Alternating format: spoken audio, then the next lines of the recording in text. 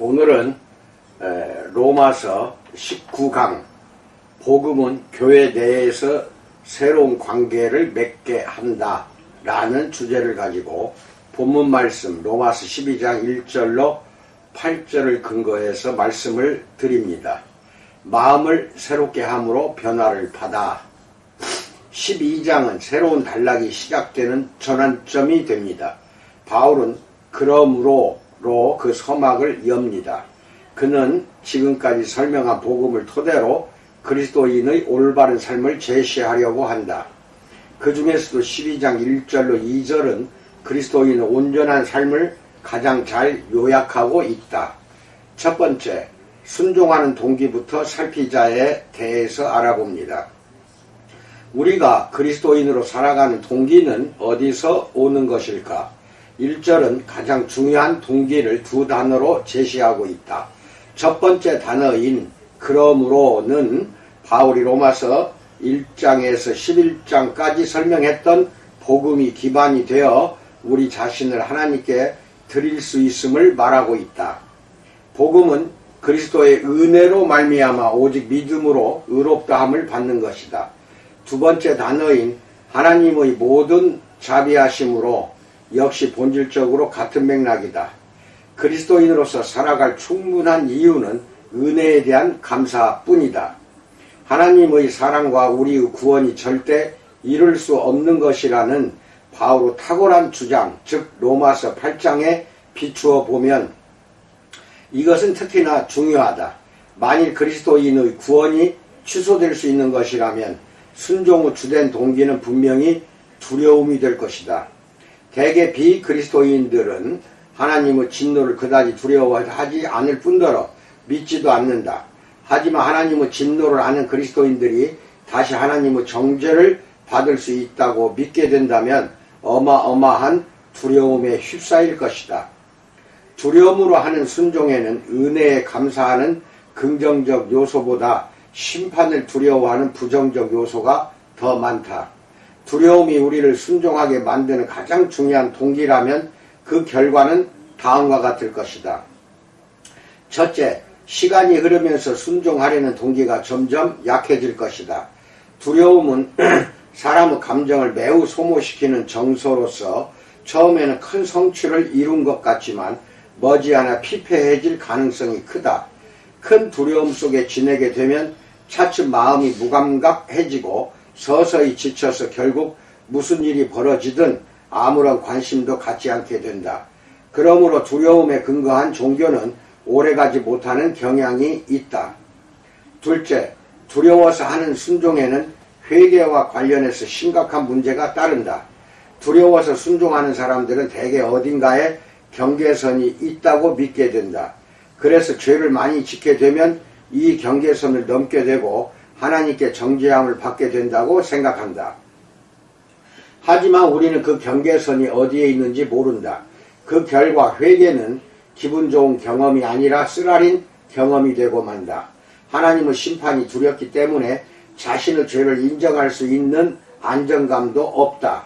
종국에는 자신을 합리화하거나 다른 사람을 비난하기에 바쁜 사람이 된다. 셋째, 두려움에서 비롯된 순종은 환난이나 역경을 견뎌내지 못한다. 두려워서 순종하는 사람은 고난이 닥칠 때 다음 중 한 가지로 반응하게 될 것이다. 내가 하나님께 벌을 받는구나.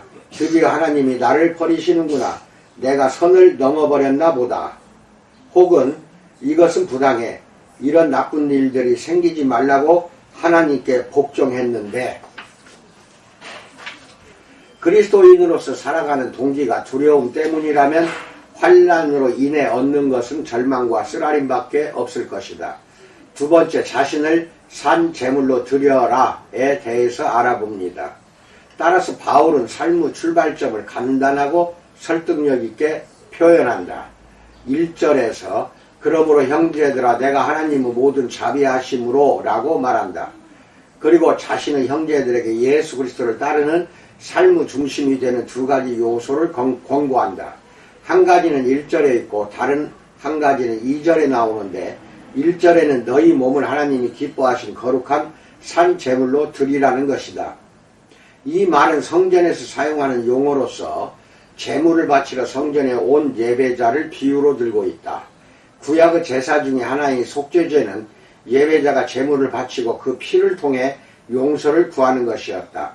하지만 히브리서에도 나와 있듯이 예수님께서 우리의 속죄 제물이 되셨으므로 바울이 여기서 말하는 것은 속죄 제물이 아니다. 또 다른 제사로는 번제가 있는데 키우는 가축들 중 흠없는, 즉 구별되고 결함이 없는 최고의 가축을 제물로 태우는 것이었다. 그런 가축은 매우 비쌌기 때문에 이것이 의미하는 바는 우리가 가진 것 중 가장 귀한 것을 바침으로써 우리의 모든 것을 하나님의 뜻에 맡긴다는 고백이었다. 번제는 항상 제물의 전부를 태웠는데 이는 하나님께 자신의 전부를 거룩하게 바친다는 것을 의미했다. 산 제물이 된다는 것은 하나님의 뜻에 자신의 전부를 내맡기는 것이다. 능동적으로는 하나님이 말씀하시는 것이면 그것이 무엇이든 기꺼이 순종하겠다는 것이고, 수동적으로는 하나님이 우리 삶에 허락하신 것은 무엇이든 기꺼이 감사하게 받아들이겠다는 의미다. 바울은 우리의 몸을 바칠 것을 촉구하면서 자신이 말하고 있는 전체, 즉 전부가 어떤 의미인지 로마 교인들에게 이해시키려고 했다. 몸은 부정적이고 나쁜 것이며 영은 지성과 영혼을 보양시키는 것이라고 교육받고 믿었던 그리스 로마 사람들에게 이런 바울의 생각은 너무나 충격적이었을 것이다. 바울은 하나님이 원하시는 예배가 순전히 내면적이고 추상적인 것이 아니라 실제적이고 전인적인 것이라고 말하고 있다. 하나님이 원하시는 것은 우리의 모든 것이다. 우리에게 남은 것을 드려서는 안 된다. 이와 관련해 존 스토어트는 다음과 같이 말하고 있다. 바울은 3장 13절에서 인간의 타락상을 폭로하면서 그것이 우리 몸을 통해 드러난다는 사실을 분명히 보여주었다. 곧 혀로는 남을 속이고 입술에는 독사의 독이 흐르고 입은 저주와 독설로 가득하고 발은 피 흘리는 데다 날쌔고 그리고 눈에는 하나님을 두려워하는 기색이 없다. 반면에 그리스도인의 고결함도 몸으로 하는 행위로 나타난다. 따라서 우리는 몸의 지체들을 의의 도구들 6장 13절 19절 도구로 하나님께 바쳐야 한다. 그러면 우리 발은 하나님의 길을 걸을 것이고 우리 입술은 진리를 말하며 복음을 전파할 것이고 우리의 혀로는 마음의 상처를 치유하고 우리의 손은 넘어진 사람들을 일으킬 것이고 우리의 팔로는 사랑받지 못한 외로운 사람들을 안아줄 것이고 우리의 귀로는 비탄에 빠진 사람들의 부르짖음을 들어줄 것이고 우리의 눈으로는 겸손하게 오래 참으면서 하나님을 바라볼 것이다 라고 말한다. 산 제물은 제물이 살아있기에 이 일이 계속된다는 의미인 듯 하다. 제물은 원래 죽이는 것이다. 그렇다면 산 제물은 살아있는 죽임이 된다. 다시 말해 우리의 전부를 하나님의 뜻에 맡기고 순종할 수 있도록 우리의 태도를 끊임없이 새롭게 해야 한다는 의미이다. 이것이 바로 누가복음 9장 23절로 24절에서 아무든지 나를 따라오려거든 자기를 부인하고 날마다 제 십자가를 지고 나를 따를 것이니라 라는 말씀이다. 예수님을 따르는 삶이다. 또한 제 목숨을 버리는 거룩한 삶의 모습이다. 1절. 거룩하다는 것은 온전히 고결하고 전적으로 구별된다는 것이다. 그리스도인의 삶이란 예수님의 십자가 죽음 속에서 하나님의 긍휼을 보며 매일매일 자신의 삶과 몸을 하나님께 기꺼이 바치는 삶이다. 세 번째, 하나님을 기쁘시게 하라에 대해서 알아봅니다. 우리가 추구해야 할 삶의 모습은 하나님 보시기에 거룩하게 사는 것이다. 복음은 우리 삶의 방향을 근본적으로 바꾸어 놓는다. 그 결과로 자기 자신이나 누군가를 위해서가 아니라 하나님을 기쁘시게 하는 삶을 소망하게 된다. 바울은 데살로니가 교회에도 이와 같은 취지로 권면했다. 데살로니가 전서 2장 4절에서 사람을 기쁘게 하려 함이 아니요 오직 우리 마음을 감찰하시는 하나님을 기쁘시게 하려 함이라 라고 말한다. 복음은 우리를 자유롭게 해주며 하나님이 기뻐하시는 삶을 살도록 동기를 부여해준다. 우리는 복음 안에서 하나님의 충만하고 완전한 은혜와 사랑을 받는다. 성령은 하나님과 원수가 로마서 8장 7절 되었던 우리 마음을 바꾸어 하나님을 사랑하고 섬기도록 변화시킨다. 로마서 7장 22절. 하나님은 믿음을 고백하는 우리 안에서 예수님과 예수님이 이루신 완전한 순종을 보시고 갈라디아서 3장 25절로 27절 내가 너를 기뻐하노라 마가복음 1장 11절라고 말씀하신다. 하나님이 우리를 기뻐하시기 때문에 우리는 하나님을 기쁘시게 하는 삶을 살 수 있다. 우리가 하나님께 순종할 수 있는 이유는 구원을 얻기 위해서가 아니라 이미 우리를 구원하신 사랑에 감사하기 때문이다. 하나님이 우리를 받아주셨기에 우리는 자유롭게 되었고 그분이 기뻐하시는 삶도 살 수 있게 되었다. 예를 들어 뒷뜰에서 오랜 시간 아들에게 타격 방법을 가르쳐준 아버지가 있다고 하자. 이제 아버지는 타석에서 실제로 야구 경기를 하고 있는 아들의 모습을 지켜보고 있다. 아버지는 아들의 전부를 사랑하기에 혹시 아들이 자신의 가르침을 잊어버리고 삼진아웃을 당한다 해도 그 사랑을 거두지 않을 것이다. 아들 또한 속상하지만 자신의 경기 결과와 무관하게 자신을 지지해주는 아버지의 사랑을 확신할 수 있을 것이다. 물론 아들은 간절히 홈런을 날리고 싶을 것이다. 아버지의 사랑을 얻기 위해서가 아니라 이미 자신을 사랑하는 아버지를 위해서 말이다. 만일 아버지의 사랑을 깨닫지 못했다면 아버지의 사랑을 얻기 위해 홈런을 치려는 노력은 결국 자기 자신을 위한 것이 되고 만다. 그러나 아버지가 이미 자신을 사랑한다는 사실을 알고 있기에 잘하려는 노력 자체가 아버지를 기쁘게 하는 것이 된다. 네 번째, 합리적인 예배를 드려라에 대해서 알아봅니다. 바울은 이렇게 사는 것이 너희가 드릴 영적 예배라고 말한다. 1절. 안타깝게도 영적으로 번역한 NIV 성경과 ESV 성경 또한 참되고 합당한으로 번역한 NIV 2011년 성경 모두 이 말씀의 핵심을 흐리는 것 같다. 바울은 이렇게 우리 자신을 바치는 것에 대해 헬라어 로기켄을 사용해서 합리적인 예배라고 말한다. 이 말은 글자 그대로 이성적이고 논리적이라는 말이다. 하나님이 우리에게 베푸신 긍휼을 생각해 보면 우리 전부를 바치는 것은 과연 합리적이고 논리적이다. 또한 이 주제를 잘 생각해 보면 우리 삶을 제물로 바치는 것만이 합리적인 반응이라는 의미이기도 하다. 요컨대 하나님의 긍휼을 제대로 경험하게 되면 자신의 전부를 남김없이 하나님께 바치지 않는 것이 오히려 비합리적이라는 말이 된다. 만일 자신의 일부만을 성의 없이 바친다면 그것은 곧 당신이 생각하고 있지 않다는 것이다. 예수님이 하신 일을 주의 깊게 보고 그분이 하신 일을 제대로 듣는다면 반드시 얼음 같은 우리의 영혼이 녹게 될 것이다. 다섯 번째, 근본적으로 변화하라에 대해서 알아봅니다. 바울은 근본적인 삶의 길을 펼쳐 보인다. 그렇게 살기 위해서 마음이 새로워져야 한다. 2절에서 이 세대를 본받지 말고 오직 변화를 받아 라고 말한다. 이것은 어떤 의미인가? 두 가지 방식이 우리 앞에 있다. 하나는 세상을 따르는 것이고 그 다른 하나는 하나님의 뜻을 따르는 것이다. 바울은 세상을 특징짓는 사고와 감정, 행위의 방식들을 거부하고 하나님의 뜻을 따르는 것을 자신의 삶과 모습으로 받아들이라고 한다. 그런데 흥미롭게도 본받다와 변화를 받다가 대조적으로 사용되고 있다. 변화를 받다는 헬라어로 메타모르포이다. 바울은 이 말을 고린도후서 3장 18절에서도 사용하고 있다. 우리가 다 수건을 벗은 얼굴로 거울을 보는 것 같이 주의 영광을 보매 그와 같은 형상으로 변화하여 영광에서 영광에 이르니 곧 주의 영으로 말미암음이니라 라고 말한다. 다시 말해 그가 말하는 변화는 겉으로 어떤 것을 본받는 것이 아니라 속사람이 새롭게 되는 것을 의미한다. 우리가 하나님의 뜻을 분별해야 하기 때문에 이런 속사람의 변화가 필요하다는 사실에 유의하자. 2절. 더욱 지혜롭고 선한 것을 발견하기 위해서는 먼저 자신이 지혜롭고 선해져야 한다. 그리스도인의 삶은 마음을 새롭게 함으로 가능해진다. 2절.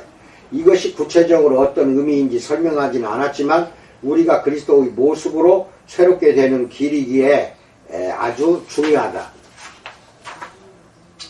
이것을 이해하는 최선의 방법은 마음을 새롭게 함이 하나님의 은혜에 대한 합리적인 예배로 반응하는 또 다른 방식 가운데 하나라는 것이다. 우리의 마음은 그리스도에 대한 진리로 불꽃이 일어나야 한다. 바울은 다른 곳에서 마음을 새롭게 한다는 것이 무엇인지 그 실마리를 제공해 준다. 골로새서 3장 16절을 통해 볼 때 이 말은 우리 안에 하나님의 말씀의 진리를 풍성하게 하라는 의미로 보인다. 하지만 그것 이상이기도 하다. 에베소서 4장 23절에서는 마음의 영이 새롭게 되어 ESV 성경에서 말한다. 이 말은 우리가 단지 참된 것을 생각하는 것이 아니라 우리 마음을 지배라는 영향력의 방향을 바꾸라는 것이다. 요즘 쓰는 말로 하면 그리스도께서 우리의 상상력을 사로잡도록 하라는 것이다.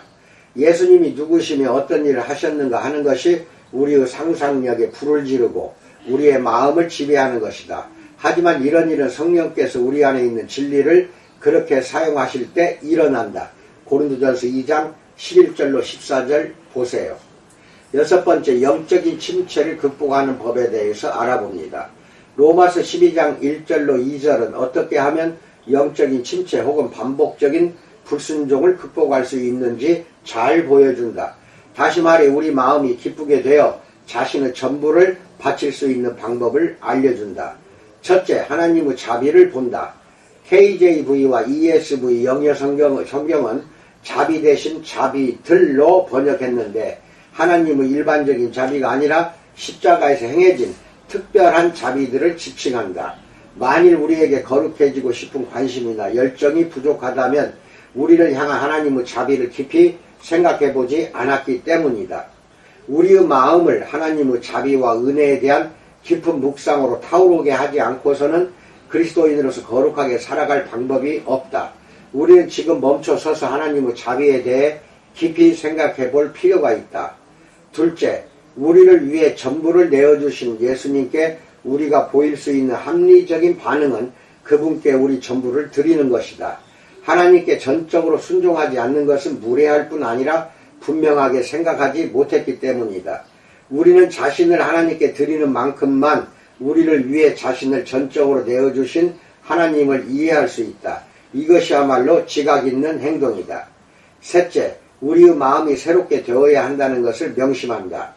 세상이나 유행하는 형식적인 도덕적 규범을 본받지 말고 오히려 속사람부터 새롭게 된다.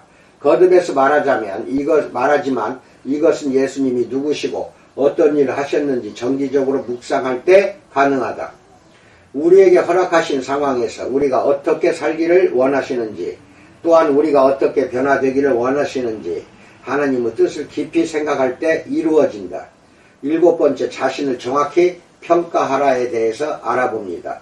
하나님의 자비하심으로 변화를 받게 되면 자기 자신을 제대로 볼 수 있게 된다. 바울은 너희 각 사람에게 말하노니 마땅히 생각할 그 이상의 생각을 품지 말라고 3절에서 말한다. 곧 거만해지지 말라는 것이다. 낮은 자존감의 위험성에 대한 우리 문화의 온갖 경고에도 불구하고 정말로 위험한 것은 이기심 내지는 자기 중심성이다. 대부분의 종교들은 자신의 중요성과 능력, 권리를 과대평가하는데 인간은 가장 심각한 문제들이 있다고 본다. 특히 불교에서 이런 관점이 지배적이다. 인간은 자신의 지혜와 역량, 성실과 능력을 과장하기 쉽다. 그리스도인이라면 그렇게 해서는 안 된다.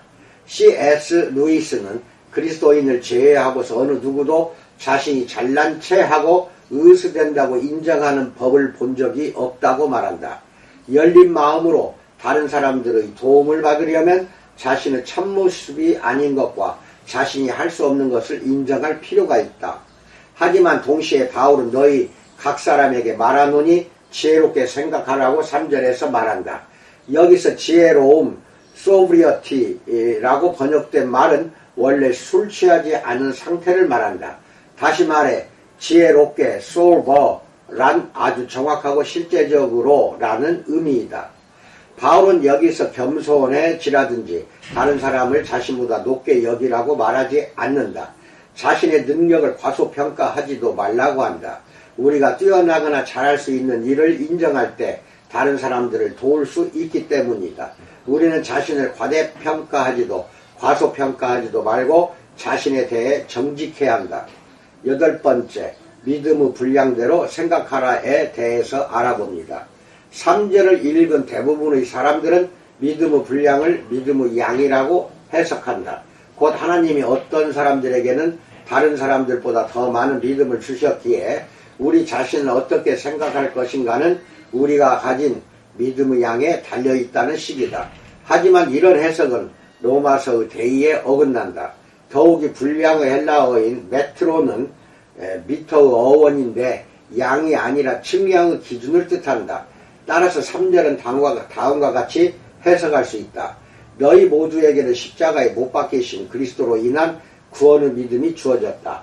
바로 그것으로 너희 자신을 평가해야 한다라는 뜻이다. 우리는 무엇보다 우리 모두 같다는 사실을 깨달아야 한다. 우리에게 있는 다양한 배경이나 능력 등에도 불구하고 우리 모두는 그리스도 안에서 구원받았다. 하나님은 그리스도 안에서 우리를 공평하게 사랑하신다. 복음은 우리가 자신의 본래 모습보다 더 높게 평가하지 않도록 해준다. 우리는 아무리 노력해도 심판받을 수밖에 없는 하나님의 사람으로만 구원받을 수 있는 죄인들이다. 모든 복음은 자신을 본 모습보다 더 낮게 평가하지 않도록 해준다. 우리는 궁극적으로 가장 중요한 평가를 내리시는 하나님 눈에 가장 사랑스럽고 존귀한 구원받는 자녀들이다. 그렇다면 이 말씀은 복음 안에서 우리가 누구인지 기억함으로 우리 자신을 평가하라는 명령인 셈이다.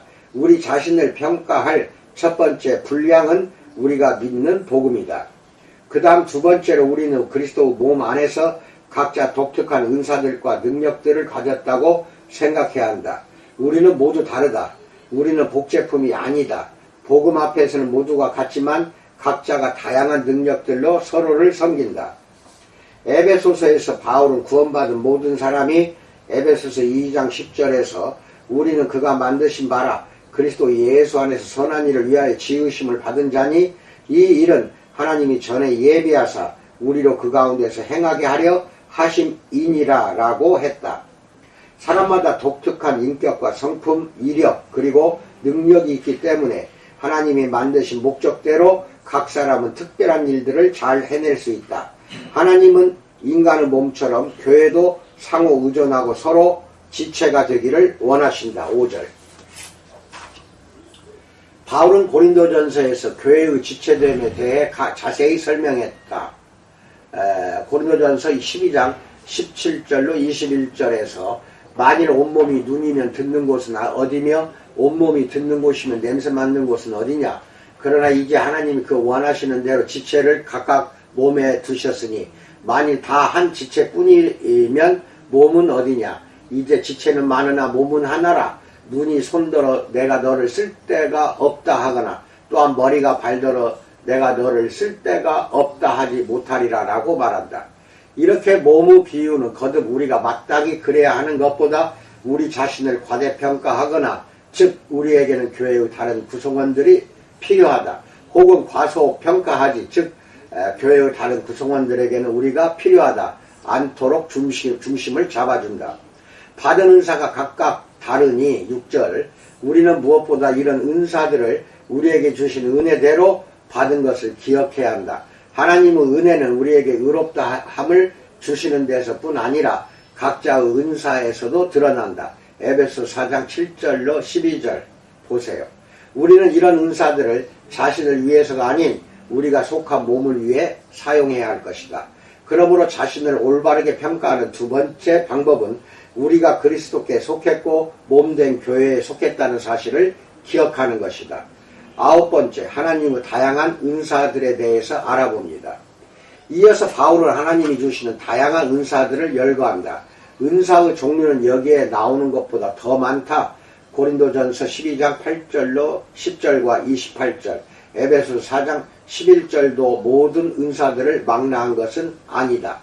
대체로 영적인 은사는 다음의 세 가지 범주로 구분된다.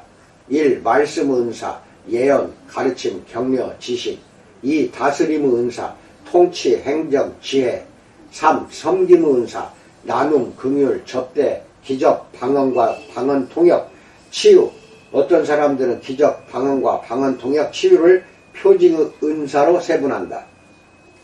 이러한 은사들은 사람들의 필요에 초점을 맞추는 특정한 봉사수단을 통해 표현된다. 특정한 봉사를 위해서는 특별한 은사나 은사들의 조합이 필요할 수도 있다. 예를 들면 어린이들에게 성경을 가르치는 데 필요한 은사들. 바울이 로마서 12장에 열거한 은사들을 정리하면 다음과 같다. 예언 6절. 이것은 계시받은 메시지를 하나님처럼 전하는 은사는 아닐 것이다. 신약성경의 어떤 곳에서는 예언자가 마치 구약성경의 예언자들처럼 하나님의 메시지를 전하는 듯 하지만, 즉 사도행전 11장 28절에 나온 아가보처럼 고린도전서 12장 28절에서 바울은 예언자를 사도들보다 아래에 둔다. 여기에서도 바울은 믿음의 분수대로 예언하라고 말한다. 많은 사람들이 이것을 믿음의 분량대로라고 해석하지만 원래 헬라어로는 믿음과 일치되게 라는 뜻으로 기준을 가리키는 것이다. 기독교 교의와 다르게 예언해서는 결코 안 된다고 강조한 것이다. 그런데 예언이 하나님으로부터 온 것이라면 왜 이런 규정이 있어야 할까? 아마도 예언에 또 다른 뜻이 있기 때문일 것이다. 로마서 12장 6절에서는 예언이 설교 혹은 성령의 능력으로 말씀이 의미하는 바를 전하는 것을 말하는 것 같다. 2. 섬기는 일 7절. 이것은 헬라어로 디아코니아인데 실제적인 봉사를 의미한다. 섬기는 일에 은사가 있는 사람은 실무와 행정에 능하다. 이들은 협업에 능해서 혼자 주목받으려고 하지 않는다. 3. 가르치는 일 7절. 이것은 진리를 가르칠 때 납득이 되도록 명료하게 설명해주는 은사다.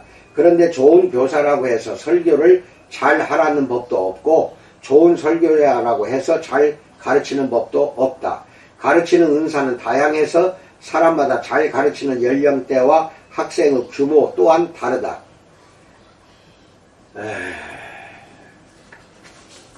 4인가요? 위로하는 일 8절. 이것은 원래 헬라어로 파라칼레오인데 나란히 오다라는 의미다. 위로하는 일도 좋은 번역이긴 하지만 그 속에는 다른 사람들을 지지하고 고무하는 현대적 의미의 카운슬링도 포함된다. 위로하는 사람이 공식적인 카운슬러처럼 반드시 훈련을 받을 필요는 없을 것이다. 위로하는 사람들은 조언하고 지지하고 영접하는 다양한 일들을 통해 사람들을 섬길 수 있다. 5. 구제 8절.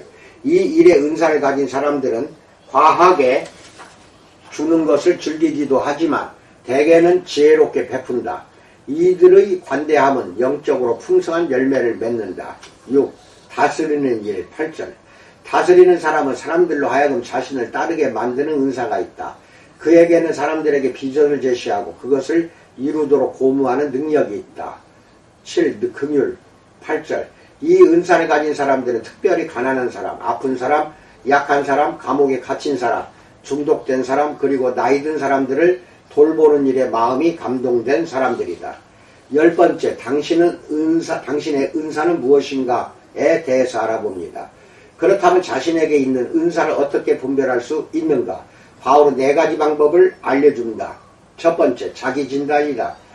바울은 은사에 대해 지혜롭게 생각하라고 권고한다. 3절. 첫째, 은사를 발견하기 위해 우리의 마음을 살펴본다.